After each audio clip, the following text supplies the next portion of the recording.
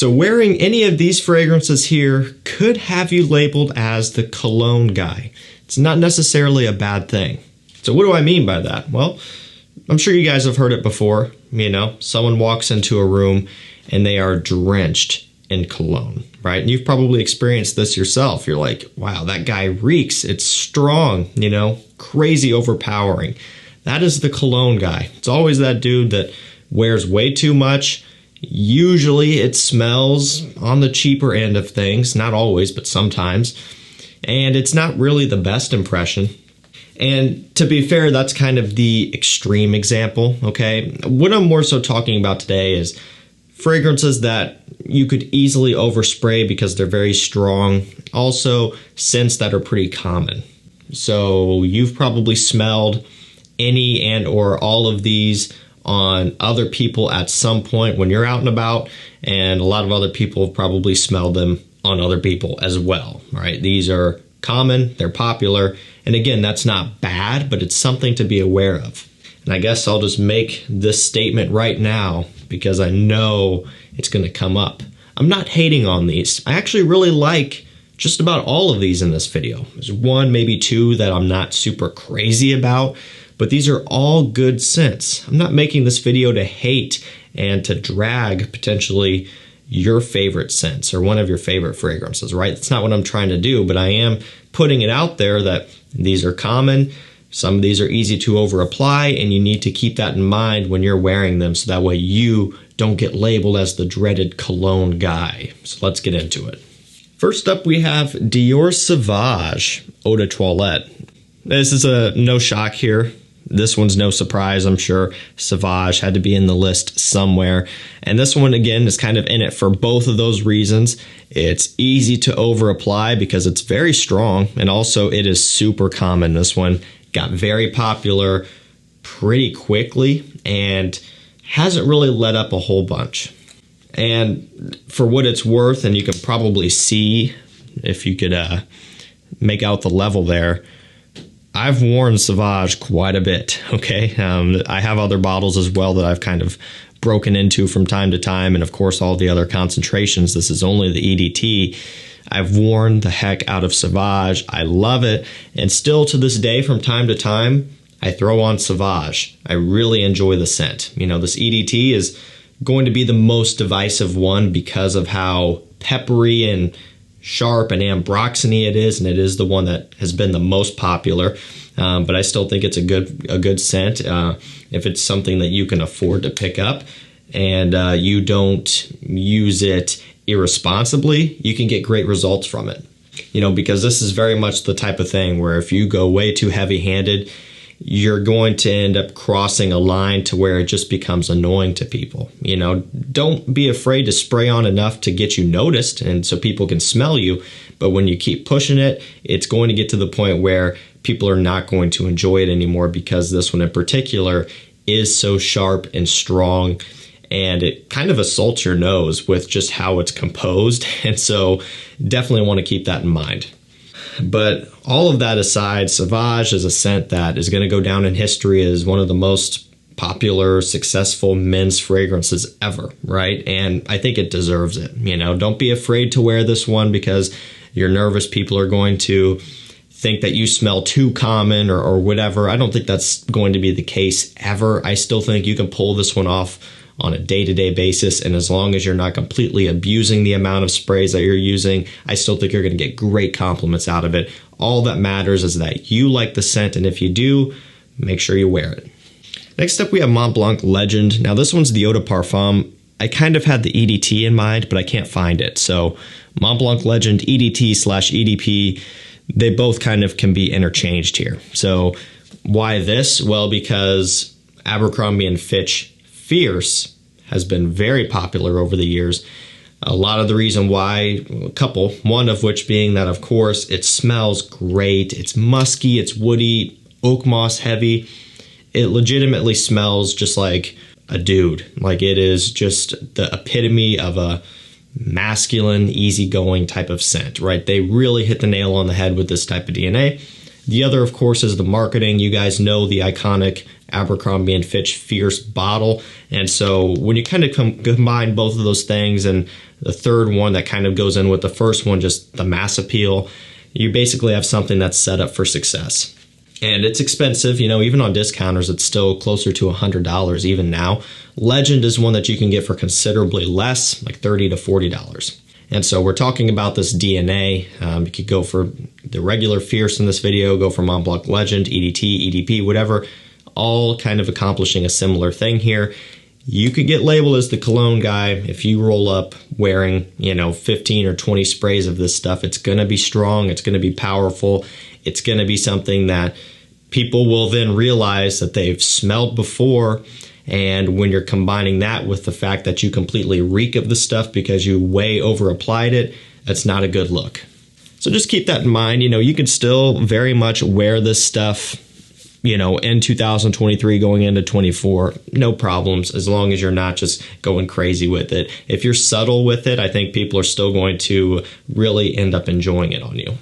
Next up, we have Polo Red, just the eau de toilette. So this one has been around for quite a while now. And of course, at this point, we have many flankers. You know, there's Polo Red Remix, an EDP. We just had a Parfum released, Polo Red Extreme, which is one of my favorites. It's hard to find, of course, usually how it goes. And even some more that I'm missing, I'm sure.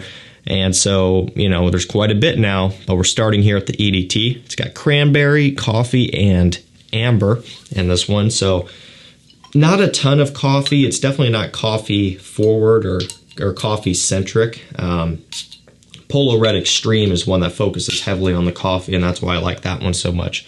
But this one here, you get a little bit of a dusty kind of powdery coffee, roasted coffee accords. It does smell nice. It's just not super, super prominent, just something to keep in mind so you don't get your hopes up. But this is one that's pretty popular. A lot of Ralph Lauren fragrances are, just because in the grand scheme of things, or at least at one point, they were on the more affordable end compared to some other designers. The prices are going up at retail and even discounters. Also, I think they're ones that a lot of times you can get at maybe some of the rack stores, maybe some of them. You can just generally come across these easier. And so, again, these have had a pretty good track record for just being on the more popular side of things, which isn't bad. And this is one that does have a fair amount of sweetness to it, and that's another thing that you have to watch, and that's kind of what we're getting into with the next picks. This one on, the level of sweetness is another thing where if you're over applying, if you're not being careful, you can become the guy that you don't want to be. People are going to be annoyed with you, because the sweeter a fragrance is, the easier it is to over apply, and the easier it is to offend people, at least in my opinion. Maybe there's a few exceptions like Savage, where it's very fresh and bright, but it's peppery and strong. But sweet scents you have to be more careful with, and especially with what time of year you're wearing it. If it's really hot outside, that's a recipe for disaster if you're not careful. But yeah, Polo Red, it's not the worst, I would say, in this video in terms of having that cologne guy vibe, but it's definitely one where you can get there if you're not careful. Okay, and you're going to see what I mean with these next ones. 1 Million by Paco Rabon. You know, 1 Million, it's super popular. And the reason why is, again, something we've covered before, marketing, but also it smells good. Like, have you ever stopped and just kind of smelled 1 Million before? You know, like, I do it every now and then. I'm doing it right now. This smells really good. It's so easy to get caught up in the hate. Oh, 1 Million, everybody wears it. It's super sweet. It's blah, blah, blah. You know, there's a lot of flankers at this point, so you're only focusing on the flankers, which, to be fair, the flankers are really good. A lot of them are.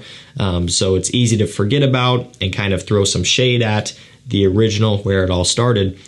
But when you take a break from it for a while and then you step back and circle around and smell it again, you remember just how good this actually smells. Like, well done, Paco Rabon. This is a good scent. It was a victim of its own success. You see that often in the community. It gets so popular, people know it all over the place. Everybody's wearing it, abusing it, just using way too much of it, and then it kind of dilutes the what makes this special. You know, that's what happened here.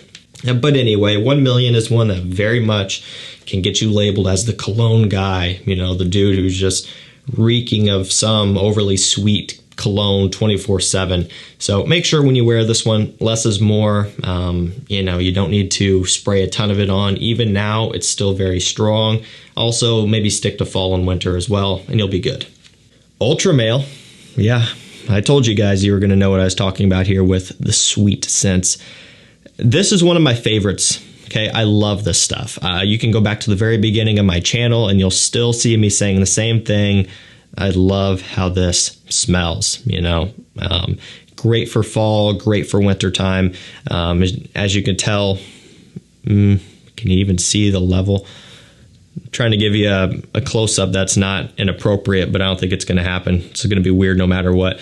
The level is underneath this line here. Okay, so like I have worn the crap out of this. This is my original bottle. Again, I've got others, I have backups, but I love the DNA. Also, I'm missing my little pole thing. I've just now noticed that, my ring. Interesting. So you really have to watch it with this one. It is super sweet and super strong, and that's a lot of the reason why it actually gets a lot of hate within the community, just because it's so cloying, you know. It is next level. If you're not into sweet scents, you got to stay away from this. And just kind of going outside the community as well, just to the general public, it's very much a mass-pleasing scent. If done right and used properly, you could have great results from this one. It's playful, it's fun, it's sweet, and those kind of go hand in hand. It's just something that it gives kind of a cozy and I don't know, cozy and kind of fallish type of vibe about it, just because of all of the cinnamon, the vanilla, the pear kind of fruitiness. There's a lot of notes that just kind of make this one smell like the season of autumn and even going into winter time as well. Just really, really fun to pull off and wear. One that I enjoy heavily, but if you overspray it, if you wear it in summertime, it's a recipe for disaster. So keep that in mind. You don't need a ton of this stuff to make it work. And, you know, as long as you are rocking it with confidence, you know, this is the type of thing that can take you very far. And last up for this video, we have the OG Bomb, the Spice Bomb EDT, another one that saw a huge success because it's got great marketing, it's got a mass-pleasing scent, it's attention-grabbing in both ways, the bottle and the scent itself. It's the type of thing where when you walk into a store, you see the bottle first, you think it's super cool because, let's face it, it is super cool, and then you smell it, and then it's kind of like a double whammy. It's like, wait a minute, that also smells great. It catches your attention. It's strong, it's spicy, of course, and you know, you end up paying full retail for it and walking out the door and never looking back. Now, this one was one that at one point was also very popular, and again, all for great reason. I love the Spice Bomb DNA. The EDT, still one that I wear from time to time. I prefer the Extreme, but this one's still great as well. And between the Extreme and this is more likely to get you that Cologne guy label, I think, if done wrong, because overspraying this one can lead to disaster. Wearing this one when it's hot outside, also something that probably isn't the best idea, primarily just because of the level of kind of, I guess for lack of a better word, immaturity that this one can give off in terms of its smell. It's very playful, very young smelling. And so when you overspray it and combine with that style of scent, it's not good. Something like Spice Bomb Extreme does have more of a mature and kind of grown up aspect to it, to where it's still not going to be the best to overspray or over apply it. But I think you could probably get away with it a little bit better. You know, again, a lot of these you'll notice they do have just a younger kind of you know, lean to them. And so combining that with reeking of the stuff, it just never works out. Don't let this stop you from wearing Spice Bomb EDT. Wear it. Now is the time to be doing it, fall and winter time. Wear it, enjoy it, have fun with it. You're going to do great. Alrighty guys, that's going to do it for me. These could get you the Cologne guy label if you're not careful. But again, you know, most of you who are watching this video, or at least in the community now, maybe you're starting to learn or whatever, you're probably to the point where you kind of understand all of this. A lot of this comes down to guys who have no idea the fragrance community even exists, and they're out there just spraying stuff on heavy left and right, and just, you know, maybe not doing the best job of kind of regulating kind of what they should be doing for that particular type of scent. You guys have it down, I'm sure. Again, I love pretty much all of these, so I'm not hating. All great scents. You just got to kind of be careful with them. Thank you so much for watching. Stay safe, stay healthy. We'll see you tomorrow with another one. Take care.